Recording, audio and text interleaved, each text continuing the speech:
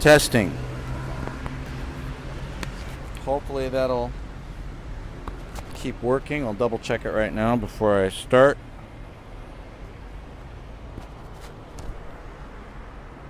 Let's see if it's still on. Still on. You know, these things play tricks on you. All right, so hello. Hey, you made it, Aiden. You're kind of. I don't know if you got my emails. Yeah. Okay. Well, I happen to be recording today, but like I've always said, recording the courses is purely an optional, occasional thing. So Okay. if you missed a course and there is no recording, like last week, you need to just, ask any of your, Right. offer somebody a coffee and have them tell you about their notes. Yeah. So, oh, good. Here's some more. You guys already went inside. Oh, good. So we have kind of a big group because both groups combined. You want to go up there so you're out of the rain a little bit? Move up there. Oh, good. Everybody's. That's just a lot of people showed up. That's good. Hey, fellas. Why don't you elbow your way up back there? You can be out of the rain. Yes. It's still. That's actually dry. So, yeah. Oh yeah. This is Madrid. See, I knew something was gonna happen to you. Yeah. Oh no, did you just fall just now? Just like 5 minutes ago. Oh, on your damn scooter? You were on one of those damn scooters scooter. scooters and cobblestones do not mix. Bicycles and cobblestones do not mix. You all right? Yeah. No, You gonna be all right? Yeah, no, it's cool. Sorry. Good. All right. That's my man. That's my man. All right. Jeffrey, why don't you get over there? I don't want you to be wet. We're gonna go inside in a minute, but I gotta explain a couple things. Now, in what we're going to be doing, unfortunately, the rain is a pain.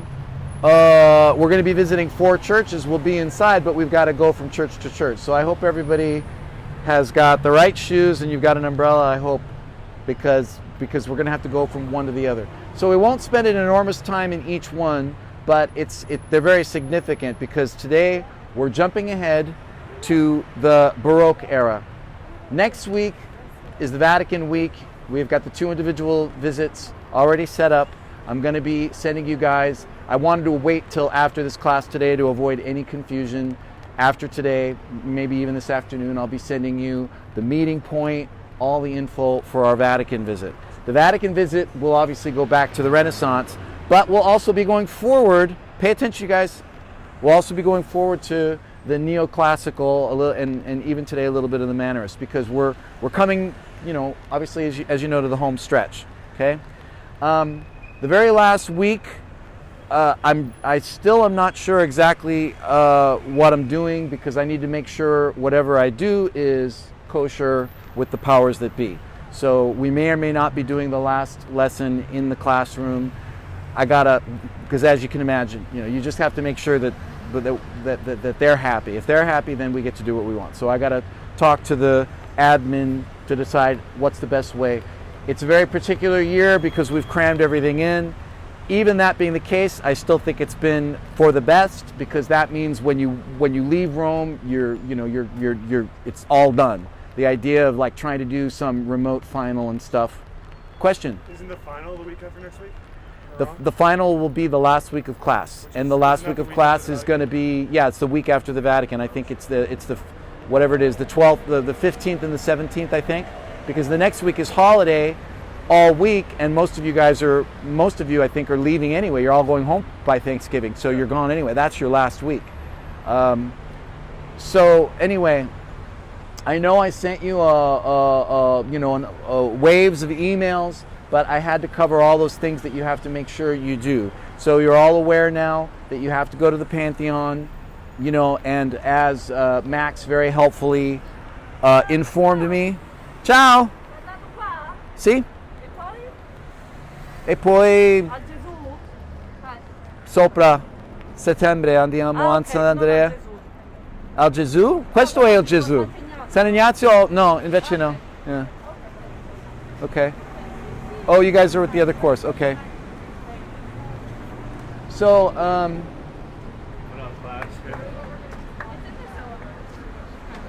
Patrick, since you're not going to be, document this as if you were doing it for us. Okay. And you'll be halfway there, or not halfway, but partway.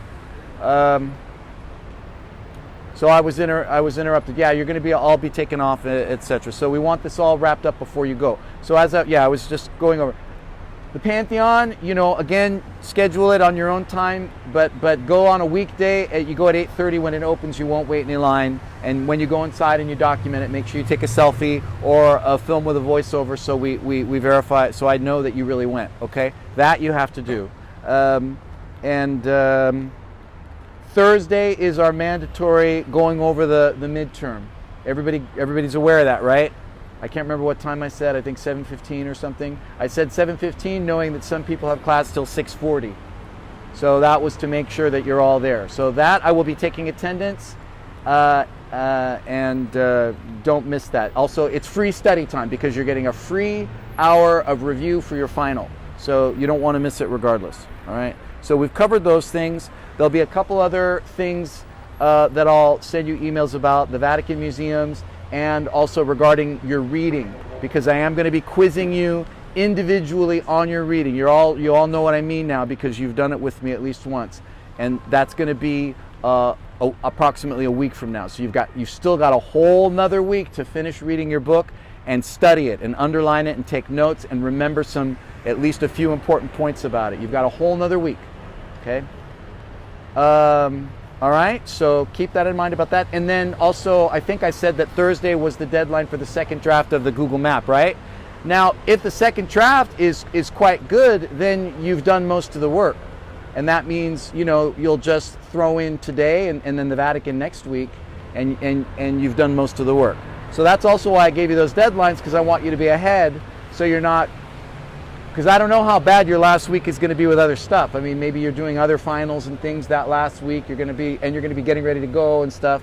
So you don't want to be doing any of that. You don't want to be doing any of that the last week. All right?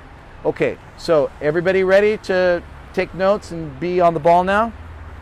Okay, now we'll go inside, and the problem is I don't know how strict they are inside about anything, letting us talk or whatever, because sometimes they can be really uptight. But we can't stay out here because of the rain. We're not going to go into major depth here. I want to just show you a really significant painting. Another thing that's very cool, because I went in earlier just to check, they're restoring a painting. And they've taken it off of its frame, and this is a painting that's probably 400 years old. The canvas is on the floor, the wood frame is on the floor, and they're doing photos of it right here behind us, and so that's an interesting thing to see. Okay, so let's go inside and we'll see to what degree I can explain stuff inside. Be ready to take notes, and then after 20 minutes we'll be on our way. We got to walk up the street. Okay, so let me grab my stuff.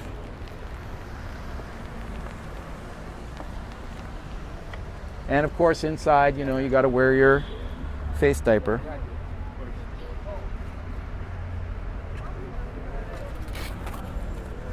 Can you do me a favor for a second? Hold now, because I have to grab my... Yeah. What did you eat? What part of your body? Gross out. You know how there's when you get into the tram center? The tracks too. Tracks are... that the people stand on. Yeah. So me and Jack are on, and there's a tram coming, and I'm like, oh shit. So I go a little to my right, and we get in the groove on the train track. Bad. And then we just run right, and I just slam my leg right into the corner of the... we were going behind, he's like, oh fuck, I think we're in a groove. And a second later, dude, I think we're in a groove. And then I just slam my leg off the corner of that thing. Alrighty, kids. Alright. Hey, I do want to see it. Follow me, everybody. Come on.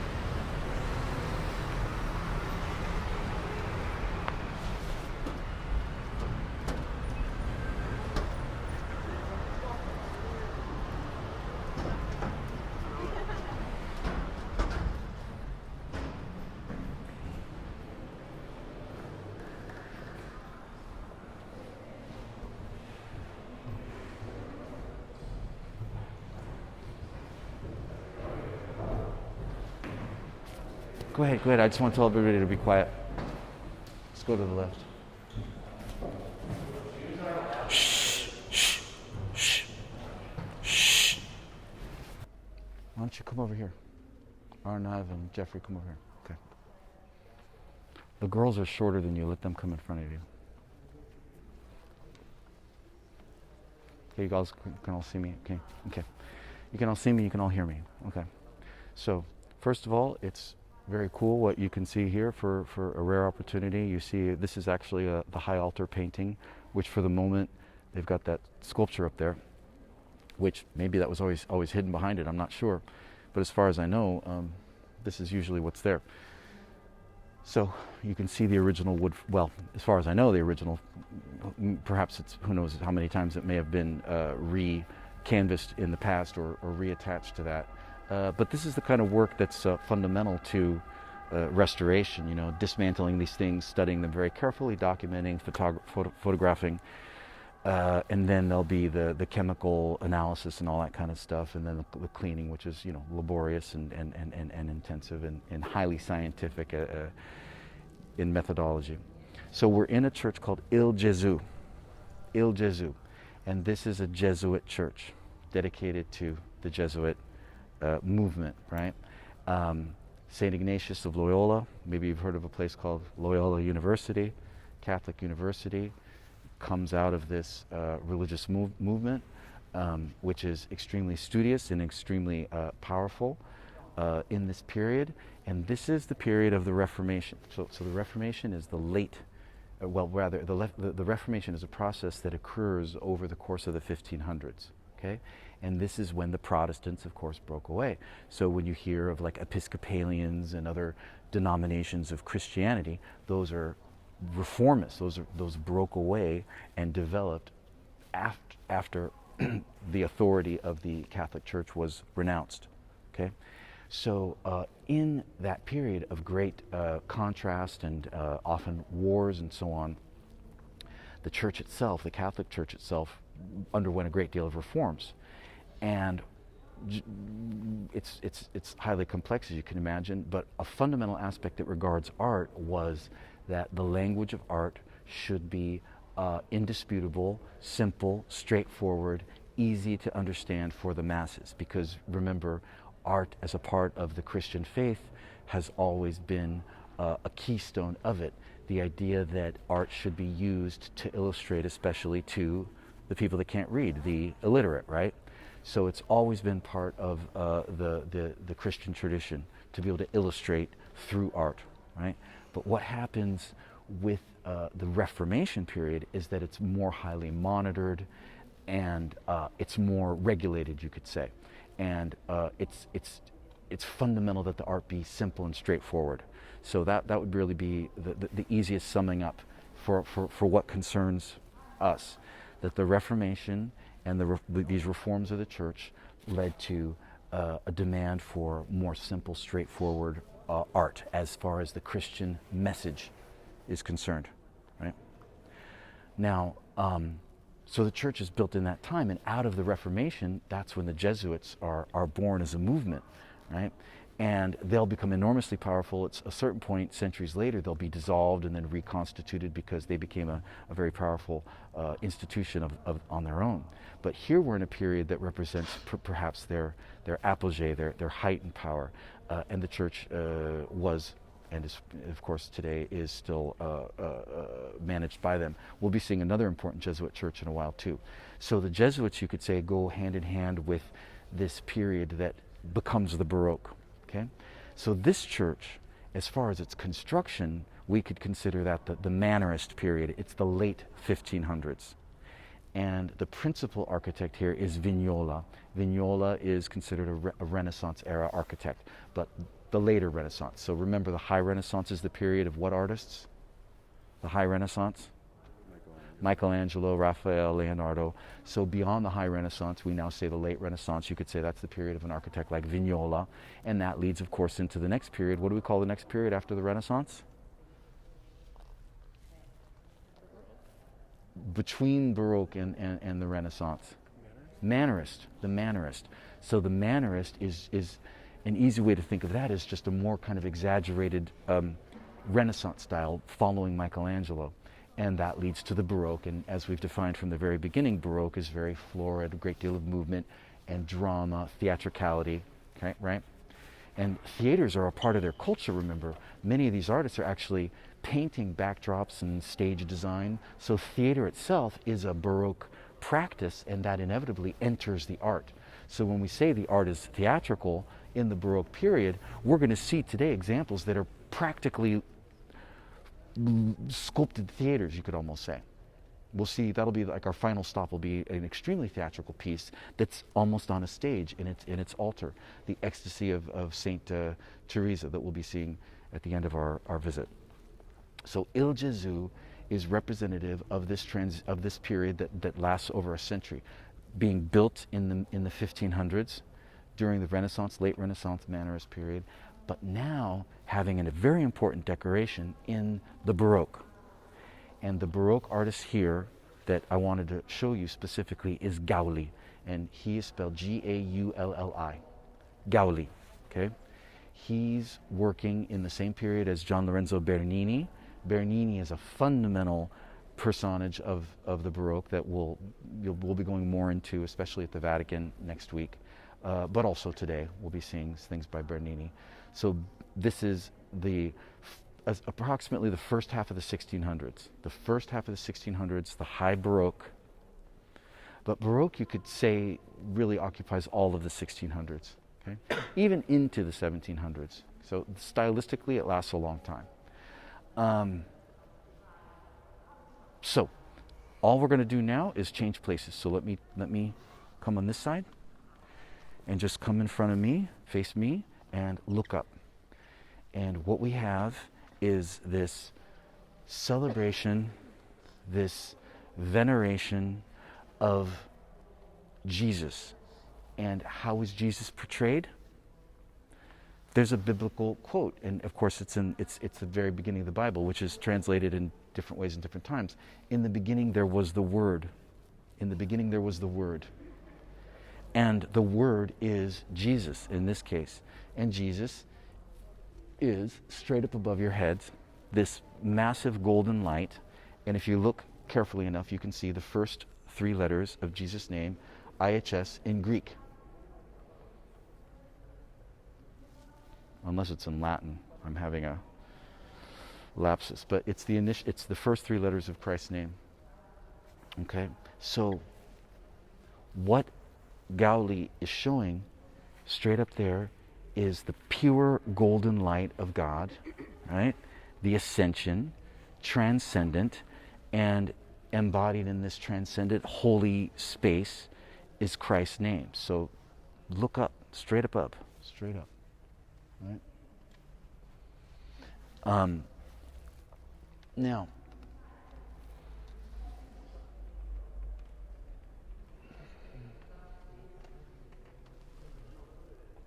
looking straight at the name of Christ, the IHS, directly to the left, you can see some figures with crowns. Okay, you see them? You have to look carefully. The photo that you can find online, there's a really good high-resolution photo that you can download off of Wikipedia, and then you can of course expand that photo. You need to have that. You need to have some kind of link to that, hopefully. Anyway, the figures with the crowns on the left are the three kings. Remember the three kings that come to visit baby Jesus? They're important symbolically because those are the first three non-Jews to come and venerate Christ as the Son of God. They're the first three Gentiles, right? Because remember, the idea of Christ is that he transcends paganism. He transcends Judaism. He transcends the Greek classical philosophy. He's above and beyond these earlier religions. And he's universal. That's the idea. And his name incarnates that. That's the idea, I think.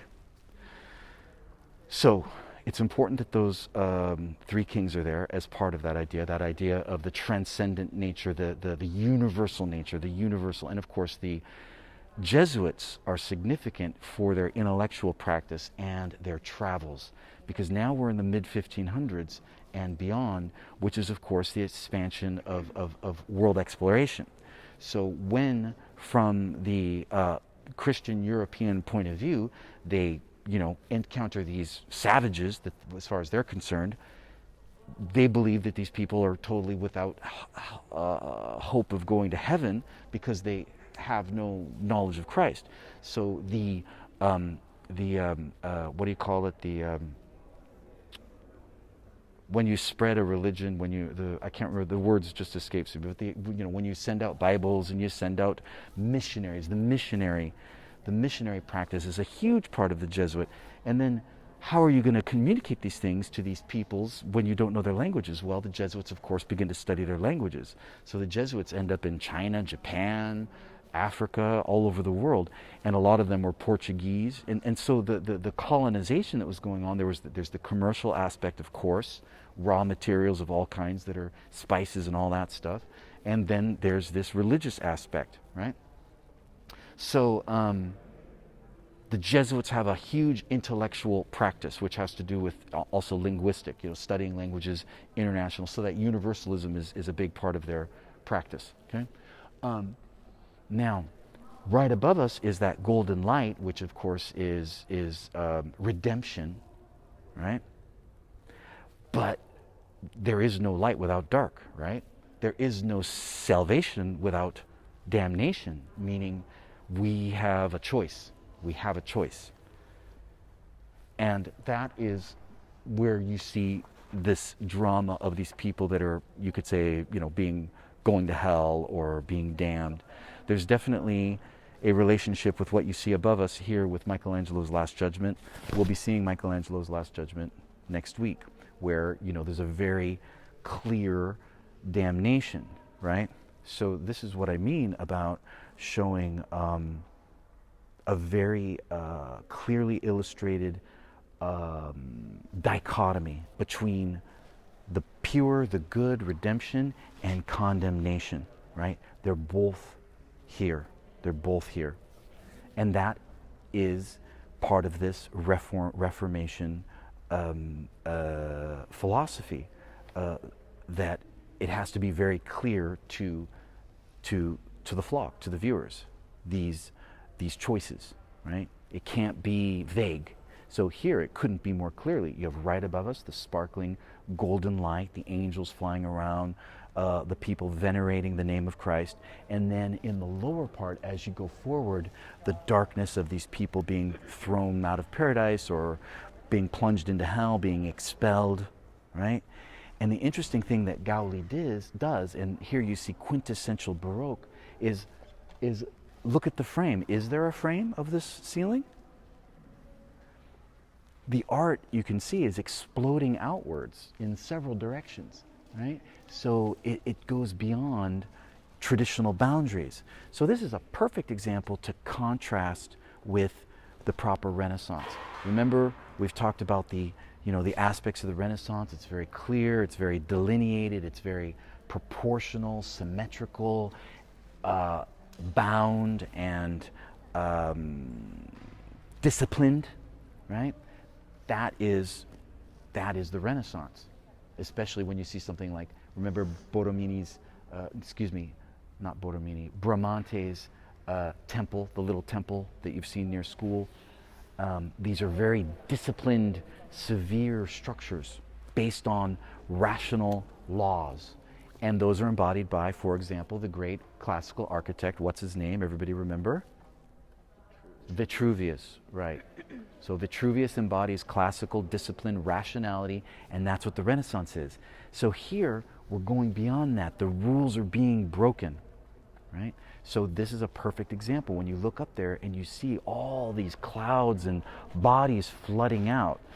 And so this is why some art historians will consider Michelangelo the first Baroque artist. Because when you see Michelangelo's sculptures, paintings, and all that fluidity and all that movement, right, that becomes a Baroque characteristic, right? So we could definitely trace the Baroque back to Michelangelo, that's for sure. And especially when we see the Last Judgment, which is late Michelangelo, the 1540s, and remember, mannerism just follows right out of that. Mannerism, you could say, in the manner of Michelangelo, very fluid and so on, and that of course becomes Baroque. So I hope it's clear to you these connections that we're making, right?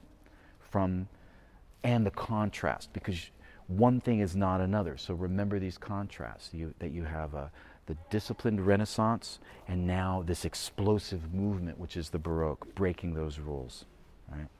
So look at another interesting thing Gaudi does with the people that are being pushed away from paradise. There are clouds, right? So the light is blocked by the clouds, and then look below the cloud at the opposite end. What did they do to the actual ceiling of the room?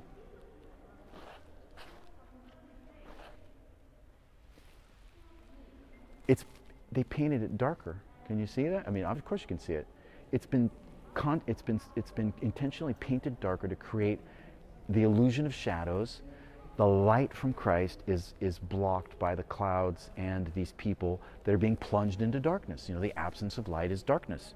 The absence of God is darkness, is hell, or you could say. Okay. So this was the fundamental thing I wanted to show you here. It encapsulates in a nice way the Baroque idea. It also defines the after the Reformation, the results of the Reformation. Okay, so the Reformation will go into your timeline. I will ask you that, because the Reformation is a very specific landmark that kind of separates two historic periods. You could say the Reformation separates the Renaissance from the Baroque in a very, very basic way. Okay, so you already know the approximate dates of those two periods. Just plop down the Reformation in the middle, because the Reformation, remember, it's not just like one day. It's a series of councils, it's a series of decisions, and it continues over several decades. So it's not just one day, but it's approximately the mid-1500s, and it separates ideologically religious practices from the Renaissance to the Baroque. Okay, do you guys have any questions? That all make sense? All right, so now go ahead and have just a couple minutes to walk around. The altar on the left that's just out of view is quintessential Baroque. Go take a good look at it and take some photos of it, and then meet me right back here in just a couple minutes, because we're going to be on our way. We want to cover a fair bit of ground today. Okay? Okay, here we go. All right.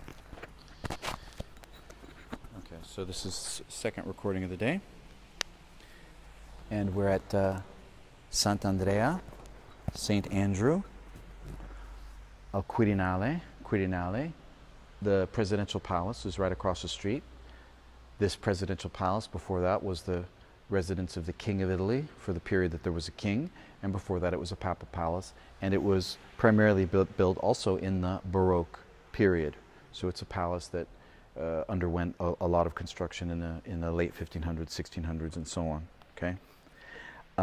Now, Sant'Andrea al Quirinale is another Jesuit church. Okay. And the Jesuits, like your average, I guess you could say, religious congregation or community, tend to be humble, right? The idea is usually, I mean, think of the Franciscans especially, St. Francis, you know, going around barefoot, giving away all of his wealth and so on, right? So when the proposal for this church was made, oh, sì, ho dimenticato. Huh? Arnav and I both don't have one. Well, you're going to have to improvise something, because I forgot about mine. I just...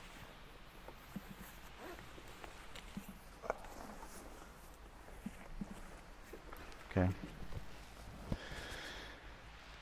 What can I say? It's the rule. Yeah, you're going to have to keep your stinky breath hiding under your shirt. All right, so as I was saying, Sant'Andrea, with this wealth of decoration that you see, and this church, just in its decoration alone, just the surface, because remember, all the marbles that you see generally are cut, and they're generally panels. They're pieces that are then embedded. And then, you know, occasionally, like obviously these larger pieces, perhaps they're solid. I'd have to take a closer look. But nonetheless, all of this marble decoration, just before you even build the structure that holds it, the brick and cement that the building is made of, the decoration alone is more expensive than the entire church combined that we're going to see after this. The entire church combined in its entirety, all of its construction, costs less than just the decoration of this room. Okay? Now, what becomes the excuse to be able to justify this kind of rich decoration when it's a church dedicated to a religious movement which has a commitment to simplicity and poverty? It's because it's for the veneration of God. So in God's name, this kind of wealth and this kind of spectacular, rich decoration can be used. So it doesn't directly benefit these members of the confraternity of the Jesuits. It glorifies the God that they venerate. Okay, so that's why it's justified, even though it's in the name of a community that's dedicated to vows of poverty, or at least vows of simplicity and humility. It was also sponsored by a wealthy cardinal, right? And of course, these wealthy cardinals, we've seen they can be men of the world. You know, they're men of letters. They hire intellectuals, poets, singers, painters to embellish not just their palaces and their personal churches and so on, but their lifestyle, right? So that also has something to do with it. If you have a wealthy patron, and the wealthy patron says, "I'll pay for the church, but I want it decorated in a certain way," well, they get the last word, right? And Bernini, Gian Lorenzo Bernini, who was at this point, which is again the first half of the 1600s, probably the most famous and highly esteemed architect and sculptor in Rome, he designed it. And it's again surpassing the classical rules. So a classical building of antiquity, or for that matter a Renaissance building, this is what you call the floor that we're in. This is, you tell me, do you know what it's called, this shape that we see here? It's not a circle. Huh? It's an oval. You could call it an oval.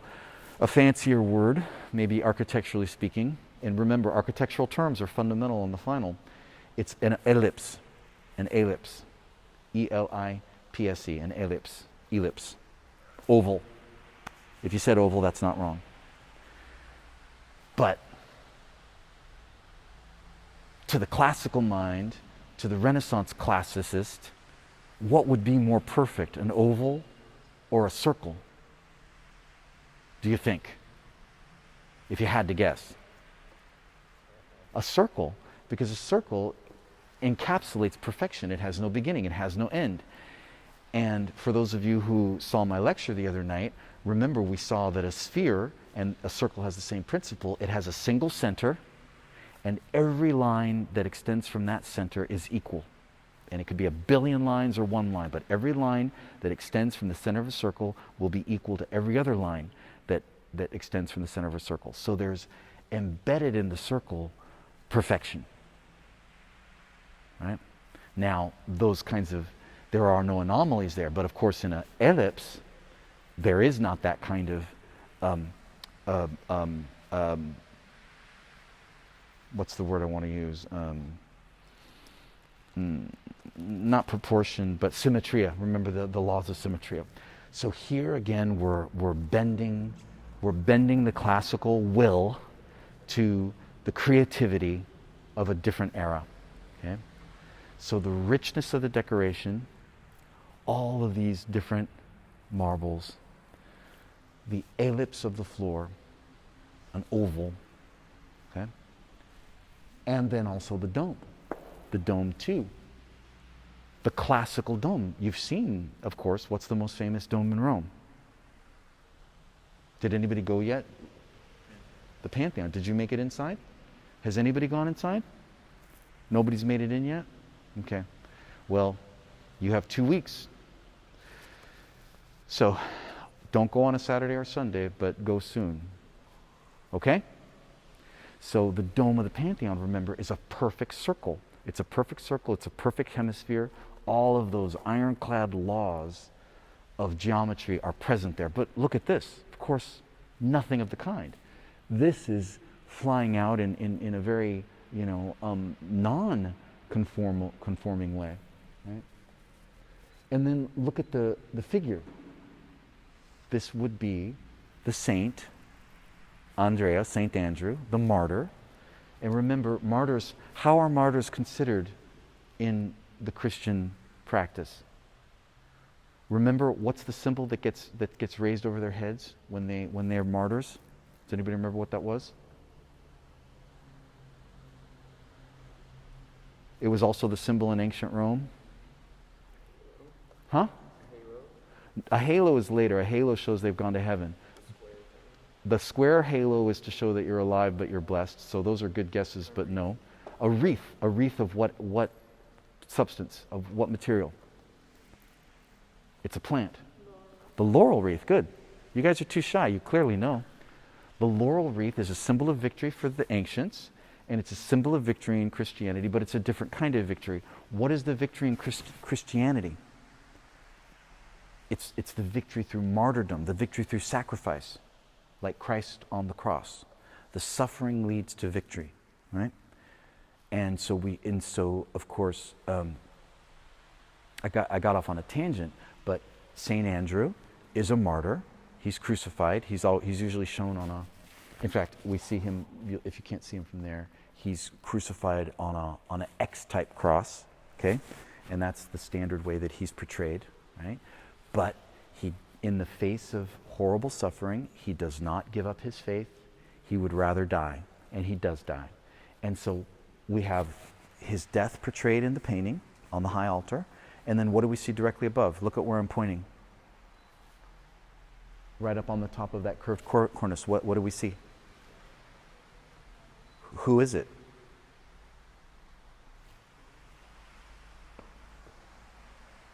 Who's the church dedicated to?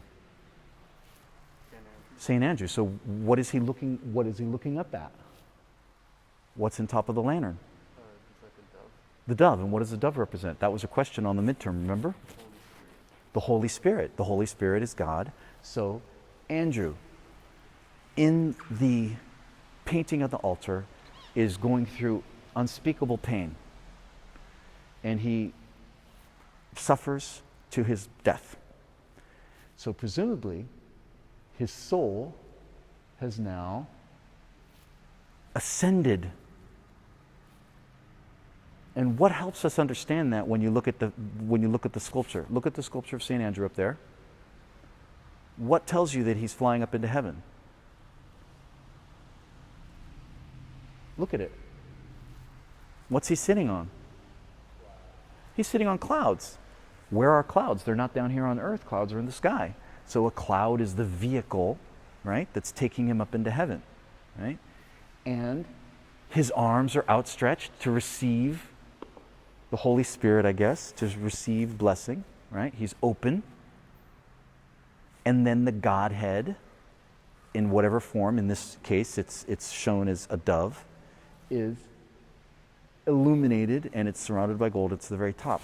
So it's interesting, and this is typical Baroque, that there's this relationship between the altar with the painting, which shows us the big part of its story, his suffering, his transformation to the Spirit, he comes out and up, and then his connection to, I guess you could say, the final destination, the light, right? God in the lantern at the top. So again and again throughout all of our visits, or through so many of our visits, we've seen this idea of ascension. And what was the philosophy of the Renaissance, that idea of ascension from the concrete to the ideal and back? The philosophy, Neoplatonism. Remember, the idea of Neoplatonism was a kind of a non-Christian form, right? Here, this is definitely not Neoplatonism. This is Jesuit, this is the Reformation, it's a very clear message. Through suffering, redemption. No redemption, like we saw in the other painting of Gaudi. What happens if you're not redeemed? What's the opposite of redemption? Or, well, more specifically, punishment. Remember all the people being thrown down from the clouds? So you see there's a lot of, and this is a good word to remember, dichotomy. Dichotomy, di meaning two, contrast, dichotomy between salvation and damnation, redemption or damnation, and so on. And these messages are very clear in the art of what period? The mid-1500s. What is it called? I'm quizzing you on what I've been teaching you just today. The what? No, not the Renaissance. The religious, the changes of the, The Reformation. The Reformation. That's the word of the day. The word of the day is the Reformation. The Reformation is the religious changes that changes the language of the art to make it very clear, and coming out of that, or part of that, is the Baroque art. Okay? So it's important to connect the Reformation with the Baroque. Think of it, because remember, as I said just in the last little visit, before the Reformation is the Renaissance. The Reformation, then from there, Mannerism to Baroque. Okay?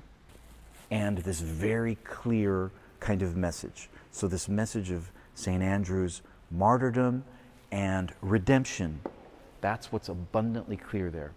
And I think it's made even more clear, and I want you to, before we leave in a couple minutes, you'll document this, go close and take some videos of this phenomenal, I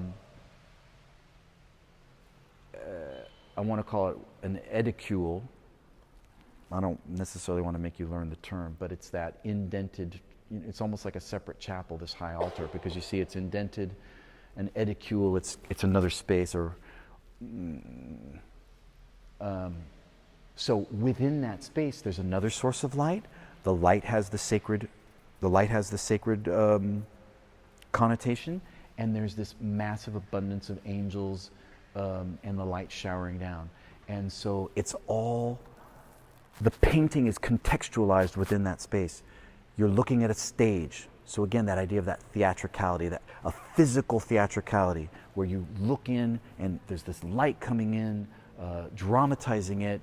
The flat painting has all of this action going on around it, and then the story continues by extending beyond it up into the outer portion. Okay, so these are all perfect examples of Baroque. That all that movement and different spaces, spatiality, and so on, and thrusting forward and going up. And then this relates to earlier ideas that we've talked about of ascension, transcendence.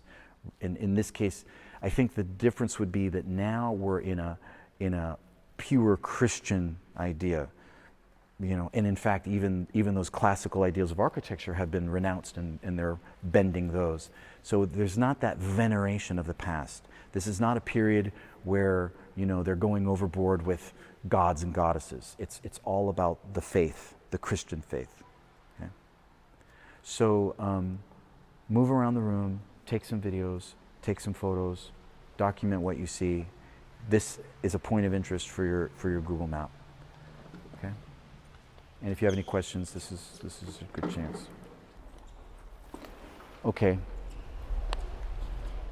Now we're at the third of our churches today, San Carlino, little St. Charles, San Carlino. Okay? San Carlino at the Four Fountains, which is right here, Quattro Fontane, Four Fountains, which you'll see the intersection here where there's these four fountains. So we're at a very significant urban construction, an urban layout. The street that we're on and its intersection with the Via Quattro Fontane. These are streets that have to do with the urban renewal of a pope who, I hope you remember his name. He was a pope whose tomb we saw. He was the pope whose the sculpted relief showed all of his various achievements. Anybody remember that Pope's name? And the chapel that we saw where he was buried, it was at Santa Maria Maggiore. Huh? Yeah, very good. Isabella got it. Sixtus, but which number Sixtus is equally important? Sixtus the Fifth. Sixtus the Fifth. You have to remember the name of Sixtus the Fifth. Sixtus the Fifth is fundamental in the urban renewal of the late 1500s. Okay, this is again this period overlapping late Renaissance, Mannerism, with the coming Baroque, because Sixtus V was Pope between 1585 and 1590. Okay, so we'll see the significance of the street in a moment when we go back outside. But now we jump ahead approximately 40 years to the High Baroque. Bernini has a significant rival, and you're going to have to absolutely get it in your head, the difference between the two, because the names are a little bit similar. There's Bernini, Gian Lorenzo Bernini, and then there's Borromini, Federico Borromini. Borromini, B-O-R-R-O-M-I-N-I. B-O-R-R-O-M-I-N-I. Borromini. Federico Borromini. Okay, Borromini was a much more, we could say, complex character, and complexed, literally. He was a person with issues, much more contrarian. He sometimes, had a persecution complex, believed people were stealing his ideas, this kind of thing. But as an architect, it was perhaps those same difficulties that he had that led him to be incredibly unconventional and perfect for his moment.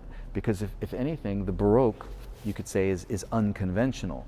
Because remember, what are the conventions? The classical, biblically, not biblically, but the classical past, almost revered like a Bible, Vitruvius, Renaissance and all that. And now this upending of those laws with a much freer creative spirit, which is Baroque architecture. And Borromini, even I would say more than Bernini, represents this kind of uncommon and stylistically innovative, free style. Borromini. Okay.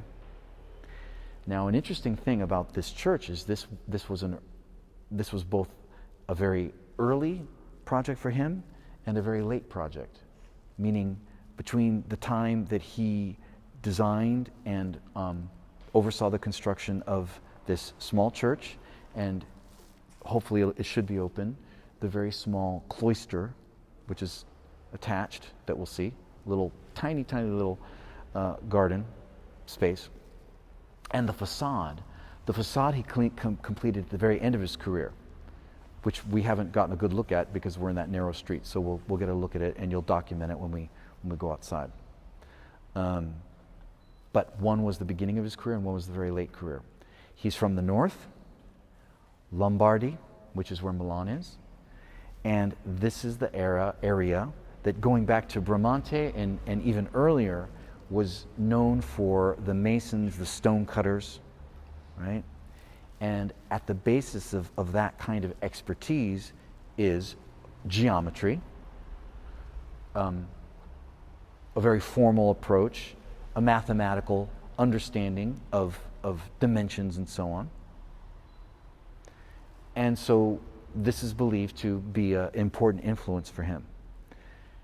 And it's very interesting because the fluidity that we see here, and just look around, and I hope what some of you will do would be, do a panorama, like this, going all 360 degrees. This, what we could call a rhythm, these spaces that go in and then come out and then go in, and there's curves and small portions of straight line, and then of course that would be an ellipse, a part of an ellipse, that very long curve on this side, all right? And then further above it, curved cornices, curved timpanis, and then of course this phenomenal ceiling, which again is an ellipse. Right? But you could say that behind the surface there is a geometrical language. And you know where it starts? With two triangles. Two triangles. And a triangle is obviously a very sacred form, the Trinity, right? For example, part of a pyramid converging in a point, the point being infinity and so on. So think about it. I won't give it to you. Think about it for a second. If you have an oval, and look above us, we have an oval, and you have two triangles, how can two triangles fit into an oval? Now remember, a triangle has a point and a base. So if you fit two triangles into an oval, where would their bases go? Where would their points go? How would those two triangles connect to each other? I can just show you. I mean, it's not a very good triangle, but let's just say that's a triangle, right? So this is the base of the triangle. And here's another triangle, right? So now we have two triangles. So you can see the base, right? There's the base, there's the base. Now, when I take those triangles and put them together like that, look at it this way. Think of the triangle that's in my hand right here, and just have it expand. And that's what you have. You have a line right here, which would be the base of two triangles, and the two triangles extending out and converging in their 2 points. So you could also consider those two triangles to be a diamond, right? Think of it as a diamond. So all of this was just to illustrate this idea that behind the visible, there's the language of geometry. And for a stonecutter who has the mastery of those kinds of formulas, it's not surprising that he's going to play with those when he's creating the basis for what we're looking at. Right? So that's part of what's going on. So with Borromini, there's a mastery of a geometrical language, you could say, which is behind this very fluid combination of movements that we see in the room. And then also, we see it in this way, vertically, right? In this way. But as you follow that vertical up, look at the horizontals. Look at how many times he stops and starts again with a new level. So you have the columns with the capitals. What kind of capitals are these? Anybody remember? Well, they're Corinthian, but they're actually more than Corinthian, because you can see there's scrolly scrolls. There's that's what you call a composite. It's a composite. It's a combination of the two, right? So you have these composite columns, right? And then you have this cornice, which breaks and moves, and it totally separates this lower section from above. Then we see this second section, and then a further section cuts off. And then within that, if you look carefully at the dome, look at the very base of the dome, and what do you see? Can you see all those little red crosses? Look at the red crosses. And then above the red crosses, there are these little floral kinds of leaf kind of motifs that are sticking out. It seems to me, look up at that. It looks like a crown. I mean, think of like your typical king's crown that has the little leafy kind of, it of course would be made of gold, but it's got all the little protuberances. It's almost like an inside-out crown. And then beyond the inside-out crown, you have this ceiling, and look at all the deformation up there, where these crosses and these circles and these polygons and so on are altered as they go up in that upward movement. They shrink as they go up. So the coffers are completely, they're following a logic, as you go further up into the sky, they get smaller and smaller, but there's an enormous variety. Compare that with the Pantheon, where of course they're just square and they get smaller. And here they don't just get smaller, but they're changing in dimensions and so on. So this church, perhaps more than any other, encapsulates the creativity of Borromini and the freedom of this Baroque style. Okay. Now, let's go visit the little cloister. Follow me. We're going to have to make a little offering because they want €5 for the group, and then I think we're like 20 people. So what does that mean? Like 25 cents per person. So who wants to be nominated to collect change from everybody? Aiden, because you weren't here last week, so that's how you can make up for it. Everybody give any kind of coin to Aiden, okay? And well, if you don't have any, that's okay. But whoever's got like just the smallest amount of change. Haley, you don't have to pay because you already gave €1 for the lighting the other place. Everybody else, just give anything, whatever, 50 cents, 10 cents. Just imagine he's panhandling and you feel sorry for him. He's got to get his fix. Okay. Here, like, I'm gonna contribute. Here's 50 cents. There you go. Shh, shh, shh. Okay. Now, I want to tell you just briefly about these. Kick down to Aiden, though, everybody. What did you get? How much you get? Huh? 155. Come on, you guys, man. I gave 50 cents. Doesn't anybody else have any coins? Man, you got this whole come on, kick down, man. There he is. He got the. Oh, there he goes.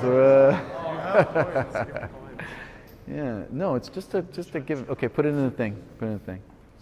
Man, it's like squeezing blood from a rock around here. All right, so just it's an offering to the church to come in here. Here, do me a favor. Do me a favor and hold this for me. Hold this for me.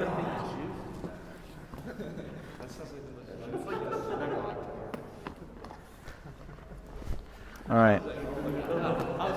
Shh, shh, shh, shh. No, I have to. Shh, you guys got to keep it down in here, man. Keep it down. I just had a couple brief notes and I can't remember, so I need to look real quickly. Okay, yeah. Okay, I just wanted to remember the name of this religious confraternity. These are not Jesuits. They're called the Barefoot Trinitarians. You don't have to remember the name, but that's what they're called, the Barefoot Trinitarians. They were a very poor, a small, minor religious order, and this piece of land that they had was really small. But of course, their requirements were not great because there weren't a lot of them. So that very small church, this very small courtyard, a very small residence, it was just a little plot of land that they had, right?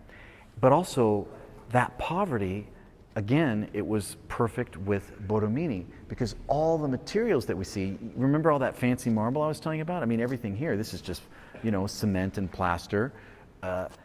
Just imagine what he did with nothing. He took the simplest materials, cement, plaster, and those various kinds of very cheap materials, and just by molding them, he made this phenomenal space. And it's just a play of light and dark with all of that, the deforming of the geometry and so on. So that creativity was also a money-saving device. So keep that in mind. It's this contrast, okay? Both, pay very close attention to what I'm saying. Both, is this still on? Let me make sure this is on. Yeah, it is. Both San Carlino, where we are, and San Andrea della Valle, where we just were, San Andrea al Quirinale, they both epitomize the Baroque. But one with an enormous richness of decorative wealth, with all those expensive marbles, gold and stucco, which is Bernini. And here, with a great poverty of materials, but in a phenomenal wealth of design by simply using very creatively these poor materials, and that really sums up Borromini. Okay, I mean, that's a good important characteristic of him. Simple materials, but great detail. Okay, this particular religious group had one important mission, and that mission was to seek out and free Christians that had been enslaved in the Arab world. Right, the piracy on the high seas was a danger throughout these centuries, and I think I've mentioned this in the past. You know, the Muslim pirates, you know, raiding Italian villages, taking everybody off into slavery. Right, this was a real thing. In the 1600s, it's not so much that they're raiding Italian villages, but there are important naval battles and encounters and struggles, and then periods of peace, because there's always, you know, that interaction between East and West. So it's not always war, obviously, but this was a real thing. So this particular order was dedicated to getting these people out of slavery, and that would mean taking, you know, generally a modest amount of money and paying to buy them back, right? So that was a reality of the time, and this very simple order, it's reflected that poverty and their dedication, just in, as I said, in the materials that we see here, and the creativity of Borromini. So again, now for 5 minutes, do some documentation of this space and the other space. It's a perfect place for 360 degrees, I think, and then we'll go. So do that for a few minutes, and then we're going to go. And you might even, you know, try to, if you do a little video, just, you know, try to maybe use some of my commentary of your own, steal it and throw it in there if you want.